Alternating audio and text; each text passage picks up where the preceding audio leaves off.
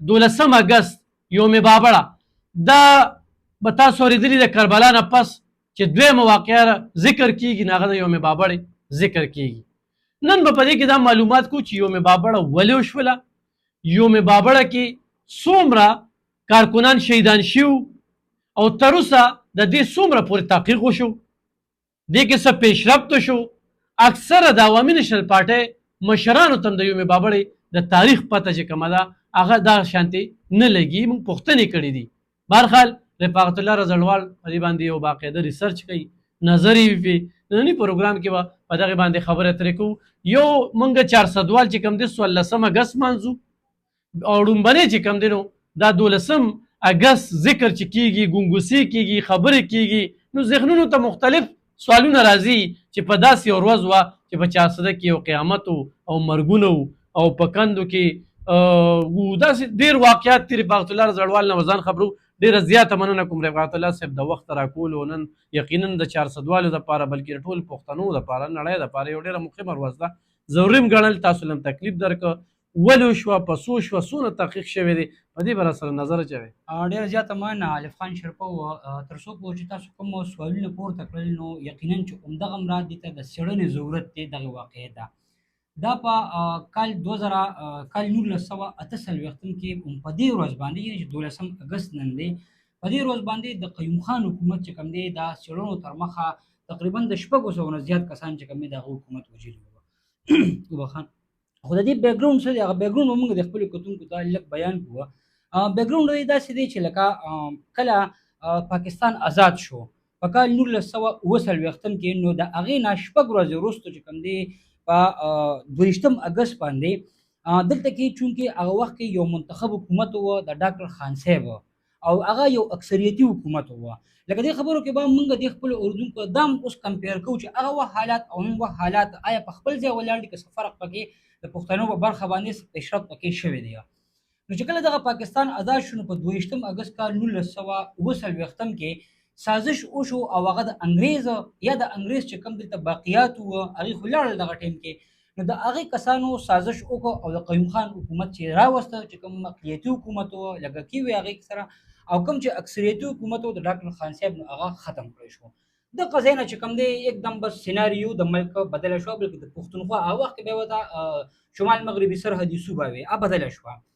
هغه داسې وه چې کله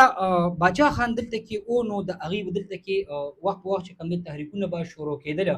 نو چې کله دغه پاکستان آزاد شو نو په 22 اګست کال 1948 کې په کراچۍ کې د پاکستان د آئین د جوړېدو لپاره یوه غونډه وشوه او هغې کې جناح صاحب چې کوم قائد اعظم په نوم باندې پیژندګلي دغه کېږي نو خان عبدالغفار خان چې باچا خان په نوم باندې ټول نړۍ پیژني یو لیډر و هغه هم دغه غونډې ته راوغوښتلی شو او جناح صاحب دغه ټیم کې باچا خان ته وویله چې یاره ته موږ سره چې کوم د آئین جوړېږي او د پاکستان د حکومت چې کوم مخکې به ځي په مخکې باندې نو ته دې کې موږ سره شامل شه ځکه او هغه دا یو جواز ورکړ چې لکه ولې ته شامل شه. هغه وخت کې سردار عبدالرب نشتر هغه وخت کې منسټر و او هغه د ثانیه مشتر چې کوم د بېنظیر انکم سپورټ پروګرام چیرمن و په پاکستان تحریک انصاف په حکومت کې دی نیکو و. د هغه ذکر باقاعده ورکړی دی نوم یې هغه اخیستی دی چې هغه د کرپشن قصې چې کوم دی ډېرې زیاتې ماته راغلي دي او لهذا ته چې د حکومت ته راشې نو ستا دا حکومت چې کوم ته انپوټ پکې ورکړي نو دا نظام به لږ صحیح طرف ته روان شي. کله چې دا خبره وشوه نو دغه وخت کې قیوم خان هم په دغه غونډه کې ناست و 4 واړه صوبو وزرای اعلی هم ناست و. نو قیوم خان بیا دا ویلو چې لکه ماته زما اخري ملاقات چې کوم دی د غونډې نه پس چې کوم دی قائد اعظم سره وشو او هغه ما دا خبره کړې وه چې دغه شان زما خبره هغه سره شوې ده. نو قیوم خان ته کله دې خبرې پته ولګېده چې هغه یو غیر جمهوري حکومت و او هغه چې کوم دی یو ناجیزه حکومت و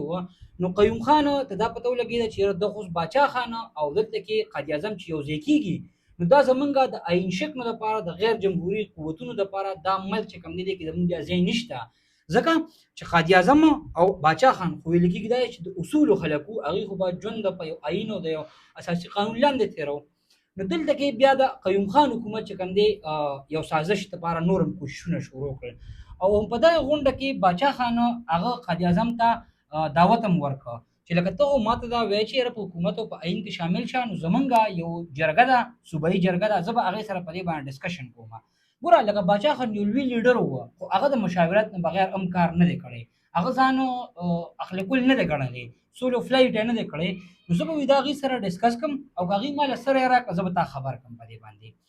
نو چې هغه ورته په دغې موقع باندې باچا خان قائد اعظم ته دعوت هم ورکړه چې یار ته صدریاب ته راشه او زمونږ چې کوم کارکنان دي او هغه ته په دې خبره باندې قانع کړه چې یاره موږ حکومت کې شاملېږو. نو که هغې دله بیا څه فیصله متفقه طور باندې درکړله نو به زما هغه منظوره ده بیا ما ته. چې کله قیوم خان ته پته ولګېده چې یاره قائد اعظم خو اوس صدریاب ته راځي، لکه د عثمان نه پس صدریاب بیا د هغه مرکز ولته به شورا اجلاس کېده. نو قیوم خان وی که دې یو ځای شو زمونږ دپاره بیا ځای نشته. نو دې دلته داسې کار وکړو چې په دغې نه 2 ورځې وړاندې قیوم خان خو چونکې حکومت کې و یو ډیکټیټر غوندې ناست و، نو هغه بیا یو چټۍ ولیکله، یو خط یې ولیکه او چا ته یې ولیکه. هغه وخت کې به یو اخبار چاپ کېده، روزنامه سلا به یې هغې ته وي، سلا. هغې ایډیټر ته خط ولیکه او 2-3 کسان یې ورپسې بوتل او هغې هلته کې دباو کړه، لکه نن چې میډیا سره کومې لوبې کېږي میډیا دباویږي، او ورته ویل چې ته دې خط کې ما څه لیکلي دي عمده الفاظ چې کوم دی هغه د باچا خان د قوله ولیکه او ایز اټ از کوټ ان کوټ یې ولیکه، څه تبدیلي پکې مه کوه. خیر هغه خو یې دباو کړه، خامخا انسان دی دباو کې راغی. هغه سبا چې اخبارونه ولګېدل نو په اخبارونو کې غټ غټ دا لیکلي شوي وه چې باچا خان وایي چې پاکستان خو د شګو یو ډیری دی او د غدار لیبل چې په لګېد، غدار لیبل چې په لګېد او که موږ دې لته ورکړله نو په دې ملک به اسم نه پاتې. او دغه الفاظو سره چې کوم دی بیا چې کله دغه اخبارونو کې دا چاپ شو د حکومت په مرسته باندې هغه یا په صوبه کې سرکولیټ کېده او یا په ټول پاکستان کې چې کوم دی هغې سرکولیشن ورسېده. ټولو خلکو ته پته ولګېده چې باچا خان خو یار دا خبره کوي. بیا د هغې نه پس هغه کټینګ د راواغېسته قیوم خان او دې سره یو چټۍ ولیکله او چټۍ کې دا لیکلي و چې قائد اعظم صاحب دا وګوره باچا خان تاثرات دي د پاکستان خلاف، او دې سره هغه دا ټکي مو لیکل چې باچا خان وایي که دې راغی نو دې به موږ وژنو دلته کې. هغه انسانو بس ویرېده. هغه دوره چې کوم دی د صدریاب په ځای باندې پېښور ګورنر هاوس ته راغی او هلته کې هغه غونډه وشوه. خو دې قیوم خان دغه پلانینګ نه علاوه چې کوم دی نور پلانینګ هم جوړ کړو، هغه هم څه سازش ووایم درته. دغه غونډه کې باچا خان د صدریاب په ځای باندې خو هلته کې ونه شوه، هغه دغه ته لاړه، پېښور ته لاړه او صرف په دې مقصد باندې چې یاره پاکستان مخ پر وړاندې لاړ شي، د پاکستان آئین مخ پر وړاندې لاړ شي. چې هغه هلته کې لاړه باچا خان څنګه قائد اعظم سره لیدنه شروع شوه نو قائد اعظم ورته خپل کټینګ وخو او ورته ویل چې ته خو دا وایې، ورته ویل چې زه چې دا سره دا خبره ما کړې نه، زه دې تردید کوم.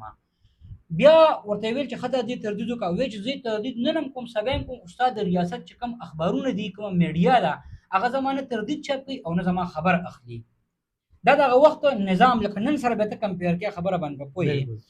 ورته ویل چې ښه ټیک شوه. بیا د قائد اعظم دا حکم یو قسمه وکړه چې ته په مسلم لیگ کې شامل شه، موږ سره په پارټۍ کې شامل شه. هغه ورته ویل یاره زه په خپلې شورا سره اجلاس په دې باندې راغواړم او مشوره به ورسره کوم. خیر چې کله دا غونډه شوه نو په دغه کې قیوم خان چې کوم پلان جوړ کړو د غونډه کې نو خپلو کسانو ته د سورپوشیانو جامې اچولې وې چې تاسو به په دې کې حالات خراب کې. نو قائد اعظم ته به نورم اطمینان وشي چې هلکه واقعي چې سورپوشیان چې کوم دي یا پښتانه هغه د دې قبیلې خلک ته زه خو یې وجلم دلته کې غوبل وکړم. دغه ټیم نه زموږ د بدنامۍ هغه دغه د بدنامۍ زموږ هغه داغ چې به مونږ کوم لګي هغه وخت نه روان دي او نن هم همغه لوبې روانې دي. چې کله اجلاس غونډه شروع شوه نو په دې کې دغه سورپوش یعنې د قیوم خان خلک چې هغې غوبل شروع کړه، غونډه یې روانه کړله. एकदम قیوم خان راپاڅېد او دا خبره یې وکړله، ویې سورپوشیانو وي تاسو له خپله بدمعشي نه پرېږدئ او وي تاسو سره موږ د قانون مطابق چې کوم دی کاروی کوو. دغه ځای کې ټرنینګ پوینټ دغه ځای کې شروع شو. چې کله غونډه ختمه شوه نو غونډه نه پس دا خبره اندر ریکارډ ده چې قیوم خان ته د ظلم پروانه دغه ځای نه میلاو شوه. بیا چې کوم دا ډاکټر سهیل صاحب خو د روزنامه سلا د خبره ته کوټ کې کنه دا څنګه وروته دا ډاکټر سهیل صاحب کوم کتاب چې لیکلی دی کنه تاریخ 400 دا تاریخ 400 او دا څېړنیز کتاب دی، د باقاعده سره حوالیم دي چې دا کوم ځای نه هغه راغشته ده. دا سهیل صاحب تصویر دی، هغه دا خبره کړې چې دغه خط چې کوم دی قیوم خان عطاالله شاه ته لیکلی و او هغې کې بیا چې کله باچا خان دا ټول چې جیل ته لاړ نو چې کله هغې په جیل کې نو د ولي خان په لاس باندې چې کوم دی د انکوایري دپاره یو درخواست په های کورټ کې شو او وایي چې یاره دې واقعي د انکوایري وشي چې آیا باچا خان دا خبره کړې ده که نه ده کړې. عطاالله شاه دغه انکوایري کې یو جج چې کوم دی مشر و هغه یې راوغوسته او د هغه نه یې پوښتنه وکړه چې یاره دا خبر څنګه دی. هغه ورته وایي چې دا ما ته قیوم خان ویلي او د قیوم خان په زور زبردستۍ چې کوم دی دا خبره ما چاپ کړې ده، انکاري شو دی نه. باچا خان هم ته انکاري شوی و. ټول چې کوم دی دا یو منګړه ته قصه جوړه کړې وه. بیا د هغې وروستو چې کوم واقعیات شروع شو چې د دې ګرفتارۍ شروع شوې لکه دا ګرفتارۍ چې کومې شروع شوې وي نو ضروري ده چې ایوب خانه موږ د هغې نوم چې کوم دی هغه په ریکارډ باندې راولو. واقعا مخکې ګرفتارۍ شروع شوې دا د دې واقعې نه پس کله په گورنر هاوس کې اجلاس وشو او حیات نه د یومي بابړې دا دغه د بابړې نه مخکې دا ګرفتارۍ شروع شو هغې له زر اعظم چې بابړې څنګه دغه شوی وه نو په هغې کې چې کوم ښه د بیا داسې کار وکړو چې کله د بابړې د گورنر هاوس دا واقعه وشوه نو چې کوم د ایس آی په پوسټ باندې کسان وو که نه هغه صرف په دې خاطر باندې ایس پي پوسټ ته ورسول چې دې زموږ دپاره کار وکړي او ګرفتارۍ څه یې وکړي او څه یې ظلم هم وکړي. دا شان چې کومو تحصیلدارانو پټواریانو که نه هغه د اسسټنټ کمشنرانو عهدې ته ورسوله چې په 3 ایم پی او کې یا په چې کوم دی په خپل اډر باندې چې کوم دی بس دا کسان لیږي په فاټا کې چې کوم عام عهدیدارانو هغه د کمشنرۍ پی پوسټ ته ولېږله چې یاره دوی د 40 اف سی آر لاندې چې کوم دی برابر کارویانې وکړي دا کسان سر اوچت نه کړي او دوی کرش کړي. دغه وه. بهرحال دغه دوران کې چې کوم دی بیا کومې ګرفتارۍ شروع شوې نو ګوره په هغې کې لومبۍ کاروي چې کومه شوې وه که نه د خدایي خدمتګارو نو هغې کې د مردان نه ګرفتاري شوه د صدر امیر محمد خان خوطي دا ګرفتار شوی وه. قاضي عطاالله دا ګرفتار شو. د 400 نه چې کوم دی دا نومونه موږ په ریکارډ ځکه راولو چې دا تاریخ حصه جوړه شي. بالکل. بابو غلام رسول، محمد سردار خان، فضل رحیم ساقي، بابو فضل الهی او د چمکنو موسی خان او عطاالله خان چې کوم دا ګرفتار کړي شو. اوس چې دا ګرفتار کړي شو نو دی خو ویل چې سرپوشانو چې دا خو موږ سره ډېر ظلم وشو لکه یو طرف ته موږ بدنام هم شو بل طرف ته زموږ ګرفتارۍ هم شروع شوې. نو په هغه دوران کې دوی د احتجاج کال ورکړه چیرې په 11 اګست باندې به موږ د بابړې دغه ځای کې په میدان کې چې کوم دی احتجاج وکړو او د هغې دپاره پلان دا جوړ چې کومه د فصیح باچا اجره د بابړې د هغه ځای نه موږ ځو او د بابړې جومات چې کوم دی هلته کې به موږ دغه احتجاجي مظاهره سرته رسوو. چې کله دغه مظاهره راووته نو بیا د هغې وروستو د قیوم خان ته خو دا پته ولګېده چې دوی مظاهره کوي. د 144 سنکشنه مو لګوو او نور اډیننس هم چې کوم دی هغې ولګولې که په هغه وخت کې د مسلم لیگ د قائد اعظم د ګروپ یا د قیوم خان د ګروپ کم کسانو هغې مخالفت هم کړو چې دا ظلم دی. لکه په هغې کې یو سمین جان خان نوم اخیستل کېږي د دغه دا کومه جګړه علاقه چې نوخار دغه ته یو لار تو شوی د هغې اوسېدونکی دی. اوس هم زامن شته، یو وکیل دی، یو سکول پرنسپل پاتې شوی دی. هغې دې مخالفت کړو چې دا شیزونه ټیک نه دي. دغه دا فوج چې کوم دی او پولیس او هغې ورته په بریدونو باندې چې کوم دی هغې ورته کېنوله. چې کله دغه واقعه راغله 12 اګست وه دوی چې کله راووتله نو دوی د جلوس په شکل کې راووتل او په تا ته ایوب خان شرپو د 400 کې یو مارکیټ دی شیردل خان مارکیټ. دا شیردل خان چې کوم و که نه د دې غونډې چې کوم دی قیادت کوو مخکې ته روان وه او بل امین جان سالاره د دې جلوس چې کوم دی قیادت کوو او پکې یو بل کس و د هغه نوم چې کوم دی سپین ملنګ وه. سپین ملنګ په لاس کې سپینه جنډه نیولې وه او د هغه خپل نوم چې کوم دی د هغه شیر محمد نوم او تنګي اوسېدونکی وه او دوی دغه چغې به وهلې چې یاره انقلاب زنده‌باد، فخر افغان زنده‌باد او باچا خان زنده‌باد، پاکستان زنده‌باد. هغه وخت دوی دغه نعره واله او شریعت قرآن زنده‌باد. او چې کله دغه چغې شروع شوې نو دوی ډزې شروع کړې او په هغې کې لومبۍ چې کوم دی سپین ملنګ چې کوم دی هغه په سینه باندې لګېدلی وه. لومبۍ شهادت د هغه شوی وه. او دغه ټیم کې بیا چې کله ډزې شروع شوې نو دا د کورونو نه چې کوم دی دې سره زنانه هم وې د کورونو نه زنان نور هم راووتې او هغوی په لاس کې قرآنونه نیولي وه او په سر هم قرآنونه ایښي چې یاره تاسو ډزې مه کوئ زموږ دا خلک مه وژنئ. او په هغې کې چې کوم دی ډزې وشوې په هغې کې 14 زنانه مړې شوې وې په هغې کې 6 ماشومان مړه شوي وه. نو دغه حساب چې ته راغونډې بیا د هغې وروستو دغه واقعات به تاسو ته پته لګي چې یاره لکه بیا به د حکومت د ګولو پیسې غوښتې چې کوم یو ویشتل او دغه ونو هغې نه بیا چې کوم دی د ګولو پیسې د هغې دا ورسانه چې په هغوی غم و ډېر مړي چې کوم دی هسې د تحقیق څه وی لکه سرکاري شمېرې غیر سرکاري شمېرې چې دا څومره کسان دې کې شامل شوي دې کې سرکاري شمېرې خو چې کوم دی هغې خو کمې ښیي څوک 200 ښیي څوک 300 ښیي. د پولیس خپل ریپورټونه دی چې 1500 خو هغې ښیي. دا مارننګ شو یو اخبار د کلکتې هغې زما خیال زه که غلطېږم ما دا اخبار چې د کلکتې نه به چاپ کېده هغې په خپله لیکلي وه چې دې کې تقریبا د 300 پورې شهیدان شوي او د 500 پورې زخمیان شوي وه. نو بیا د قیوم خان حکومت چې کوم دی هغې دا اډر وکړه د مردان ډیپټي کمشنر ته چې دا هغه وخت دا ضلع نه وشونکي هغه ته یې ویل چې کوم کسان په دې کې مړه شوي وي د هغې د یو کور نه به د یو مرګ په سر باندې 50 روپۍ به ته هغه وخت کې اخلي. هغه وخت کې لکه 50 روپۍ ډېر لوی اماونټ وه مړم شو پړم شو او چې کوم زخمی وي د هغه نه به 100 روپۍ اخلي. نو د دغه یری د وجې نه وخت کې خلکو سره چونکې د خدای خدمتګار تحریک هم چلېدل، تاریخ هم دغه وایي چې یاره هغوی دومره کمزوري خلک وو چې تحریک له به راوتل ورځ شپې بار کول، نو ځان سره به سړه روټۍ راغشتې وه، د پیازو د ګوړې وس چې به اچانک د پیازو غوټې به ځان سره راغشتې وې. نو دا دومره کمزوري خلک وو، نو خلکو چې دا ظلم یې نو ځکه ورته تاریخ کربلا وایي. تاریخ ورته کربلا وایي. دا دویمه ستا خبره ټیک وه چې کربلا وه. نو هغوی ځان سره چې کوم دی د 50 روپیو د ورکولو په ځای باندې خپل 15 شپږ مړي چې کوم دی هغه په یو قبر کې ښخ کړي وو. او د تاریخ کې دا خبره راځي چې لکه یو سړی وو او هغه سلطان کاکا د هغه نوم وو، او هغه د ډاکټر سهیل دا دعوه کوي چې ما سره خبرې کړي او هغه وایي چې ما خپل شپږ کسان چې دی هغه په قبر کې ښخ کړي په دې خاطر باندې چې لکه ما نه 300 روپۍ باندې 50 روپۍ رانه واخلي. نو که په دغه حساب باندې موږ ګورو نو خلکو سره ډېر زیاتې شو، ظلم شو. بیا د هغې وروستو که موږ دې کې مخکې خبره کوو نو دا ټول تاریخ په بالکل هسې پروګرام به ډېر دا کېږي او تا موږ بالکل هغه واقعیات بوتلو دا وجود بغنیږي چې زموږ په 400 کې بیا د ظلم د پاسه ظلم دا چې پیسې درنه غواړي، بیا پیسې چا سره نه وي د هغې دپاره مرګونه پټوي په یو کنده کې 3 اچي 4 اچي نو 9.5 دغه شمېره ښیي او 1200 تم پکې څه ټایم کې تللی وه چې دونه پورې خو دې ته به راشو آزاد تحقیق ته خبره چې ته کې نو دا ولې تر دې وخته پورې عوامي نیشنل پارټۍ دې کې ناکامه ده، حکومتونه دې کې ناکامه دي، په دې ملک کې خو دا مړي کېږي. خو دا خو ډېره غټه واقعه ده تر اوسه لکه یو سړی د مشرف خلاف دارې په مړینې باندې یو فیصله راغله که نه. نن قیوم خان چې کوم دی نو دا خو د دې ملک غټ غدار او غټ ګوره الف خان تاسو خبره وکړه چې یار تحقیق ولې ونه شو.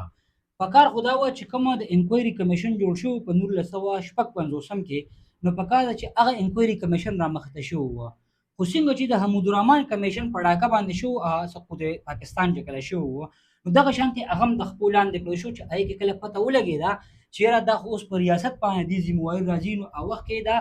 مارشل لا دور وه نو دغه وجه باندې چې کوم دی هغه کمیشن د منځه یوړلی شو او څېړونکو چې کوم دی هغه کمیشن رپورټ هم نه دی راپیدا کړی. نو د ریاست ته طرفه چې کوم دی دغې باندې خاورې اچولې شوي دي. خو لکه داسې کتابونه چې ازادې ذرایع وي خپله څېړنه په خپل لاس باندې شوي نو هغې تر اوسه وخته پورې دغه تاریخ زه آخري خبره کومه قیوم خان د قول لیکلي شوي دي په ټریبیون اخبار کې دا لکه باقاعده دغې څه ده او د اسمبلی اف فلوریدا خبره کړې ده چې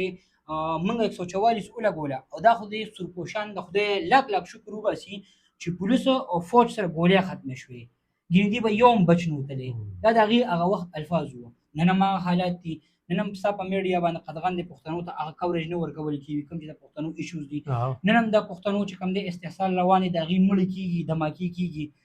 نن هم په میډیا چې کوم دی هغه کوریج نه ورکول کېږي لکه مختلف هغه حالات او نن حالات هېڅ فرق نشته هېڅ فرق نشته. خو رفاقت الله دلته کې زموږ پښتانه بازي د میر جعفر او میر صادق کردار ادا کوي او دا حوالې ورکوي چې باچا خان غدار و، باچا خان چې کوم دی ګاندي راوستی و، باچا خان چې داسې خبرې مخې ته راځي نو په دغې باندې څه وایي. نو ګوره همغه حالات ما دا سوي چې هغه حالات نن هم دلته کې دي که نه. لکه په کار دا بجې دی چې ته دا د بابړې د شهیدانو په خون باندې یا د هغې په وینه باندې سوالونه راپورته کړي او ته په دې بحث کې وخورې چې 200 مړه وو 1500 مړه وو 1200 مړه وو او 15 مړه که نه. بجې دی چې ته دا ووایې چې لکه دا ولې شوی دا واقعه، ته دا ووایې چې دې حکومت ته دا اختیار چا ورکړو چې دوی دا دومره ګولۍ ورولې او دې کمیشن کې تحقیق ولې ونه شو او دې خلکو ته سزاګانې ورنه کړې شوې. نو کوم چې څېړونکي دي یا چې کومه د باچا خان د پیروکار دي یا د عوامي نیشنل ګوند کسان دي نو هغې نن هم دا خبره کوي چې پکار ده چې د دغې خلکو د قبرونو ټرایلونه وشي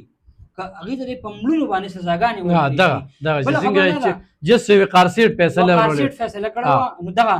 بله خبره زه دا خبره کومه چې نن هم چې لکه که موږ وګورو نو موږ د خپل تاریخ نه سبق نه دی اخیستی.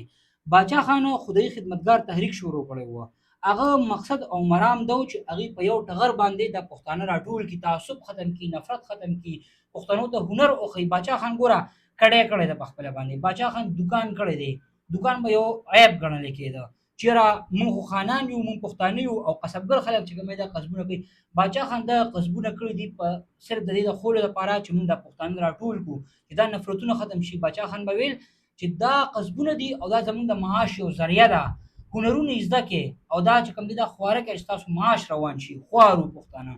هغه دا ده کړي دي. نن که موږ وګورو که نه همدا پښتانه مشران د پښتنو د بېلولو کوشش کوي لګیا دي. په پښتنو کې دغه شانتي څنګه تاسو دغه ټکی ویل چې میر صادق میر صادق هم نو دغه شان خلک اوس هم شته چې د پښتنو د بیلولو کوشش کوي خو په کار دی چې موږ د خپل ماضي نه سبق واخلو موږ د خپل تاریخ نه سبق واخلو او نور موږ خپل منځ کې په اتفاق شو او په اتحاد باندې شو اخیرا پوښتنه کوم پروګرام ډیر زیات وګدیږي خو یقینا چې نن ډیر ښکلې خبرې ده تاریخي څه شو تاسو ډیر په ساده الفاظو کې موږ په دغه باندې پیکړو چې باچا خان څوک و د پښتنو سره څه کیږي مخکې اوس ورسره څه کیږي باچا خان موږ صرف عوامي نېشنل پارټۍ پسې تړو او د عوامي نېشنل پارټۍ کردار ته څنګه ګورئ د هغې نه پس په دې تحقیق خو دوه درې پېرې نن یومې بابړه ده پریس کانفرنس هم کیږي خبرې اترې هم کیږي هغوی په یادګار باندې ګلونه مچوي دا سموده چې کومه دا دغه پټه وه دا خو چې کله د NP حکومت راغی هغې کې خلکو داسې بازي و چې هغې پیغورونه ورکړه چېرې د یومې بابړې دا واقعه بیا د میډیا بعضې ورسار اوچت کړل لوایقین چې د هغوی سره خبرې وکړه چې موږ ته څه دغه شو نو یو دا به باچا خان موږ آیا یو پارټۍ پسې لیکو او د هغوی عمومي پارټۍ د کردار ته څنګه ګوري راتلونکي ولې څه پکار دي ګوره باچا خان هغه یو نړیوال لیډر و هغه د ټولې دنیا لیډر و او دا مهاتما ګاندي یو جفت ملګری و هغه چې دا تحریک شروع کو چې موږ د انګریز د پاکستان نه د ملک نه د برصغیر پاک هند نه دی بار کو نو صرف په دې خاطر باندې چې زمونږ وسایل دي زمونږ خوره او په کار چې موږ ته په دې باندې حق حاصلېږي نو هغه مهاتما ګاندي سره چې کوم دی هغه ډېر کلکه ملګرتیا و هغه یو روحاني رونو بس داسې و د هغه وسې خپل وسې چې کوم دی هغه دا خبره ویلې ده چې دا روحاني رونو و په وینه یو ځای نه و خو د هغه او د جدوجهد چې کوم دی هغه د خپل قام دپاره و نو باچا خان دا نه دي کتلی چې دا سورپوشي او دا عام سړی دی هغه پښتانه په یو ټغر باندې راټول کړو کله چې د اصلاح یافته هغې نه تحریک و د ظلمو د پښتنو ظلمو و او هغه جوړ شو بیا د هغې نه بل خدایي خدمتګار ته کنورټ شو نو په هغه وخت کې هغه سره د اسفندیار ولي خان د خولې خبره ده چې 1 لاک رضاکار و ورسره 1 لاک ډېر شی دی په هغه وخت کې هغه وخت دونه آبادي هم نه وال اوس یو 15,000 کسان څوک را پیدا کړي دا به یو معجزه وي هغه دغه ویلو چې دا کسان نو هغه د پښتنو لیډر نو یوازې هغه د ټولې دنیا لیډر و نو هغه موږ یو پارټۍ پسې نشو تړلی که څوک وایي چېرې باچا خان د پښتنو لیډر او د هغه نوم چې کوم دی یو ګوند چې کوم دی اخلي او هغه ګوند چې کوم دی په هغې باندې ټارګېټ کېږي نو دا غلطه خبره ده که بل ګوند د هغې نوم اخلي او ځان پسې تړي اونکوي یې او د کومې پارټۍ چې مخکې نوم اخیستل کېږي او دې وایي چې دا یې ولې ونکوي دا غلطه خبره ده هغه د پښتنو لیډر او په کار ده اوس تاسو د عوامي نېشنل ګوند خبره وکړه په کار ده چې هغې هم د پښتنو د اتفاق او اتحاد لپاره هڅې وکړي لکه زه اکثر ګورم د پښتنو د عوامي نېشنل ګوند چې کوم مشران دي د هغې ټویټس ګورم هغوی داسې بعضې وخت کې ټویټس وکړي که نه چې هغې نه نفرت بوی راځي د هغې نه هغې چې کوم د پښتنو ګوندونه دي سیاسي اختلاف په خپل ځای باندې خو بیا هم پښتانه دي په کار ده چې دوی ډېر زیات غم نه کار اخلي د برداشت نه کار اخلي او چېرې هم داسې یو خبره را نه شي مخې ته چې هغې سره د پښتنو بېلاوې را شي په منځ کې یا د هغې نه یو بوی لاړ شي نو چې کله دغه مشران داسې یو ټویټ وکړي چې هغه د نفرت د کرکې نه ډکي نو دا ټول کارکنان چې کوم دی هغه بیا هم هغه پلی چې کوم دی یا دغه ورژن چې کوم دی هغې بیا استعمالي او خبرو کې بیانوي د پښتنو منځ کې نفاق پیدا کېږي دې وخت کې سخت ضرورت دی الف خان شرپو د پښتنو د اتفاق یعنې موږ به څنګه چې په کال 1948 کې موږ وژلي شوي وو زورولي شوي وو نن هم هغه لوبې روانې دي نو 20 کاله پس هم موږ سره دا لوبې روانې دي ډېره زیاته مننه کوم ګرانو کتونکو 12 اګست یوم بابړه د 400 نه بلکې د ټولې نړۍ او د پښتونخوا په تاریخ کې یو ډېره توره ورځ یو ډېره بدرنګه ورځ ډېر کورونه ړنګ شوي وو رفاقت الله رضړوال په ډېر په ساده الفاظو کې موږ پوه کړو باچا خان څوک و د باچا خان جدوجهد څه او د دې ملک دپاره او د پښتنو دپاره څه کردار ادا کړو د قیوم خان په وخت کې چې څه شوي په دې پښتنو سره د نن وخت هغه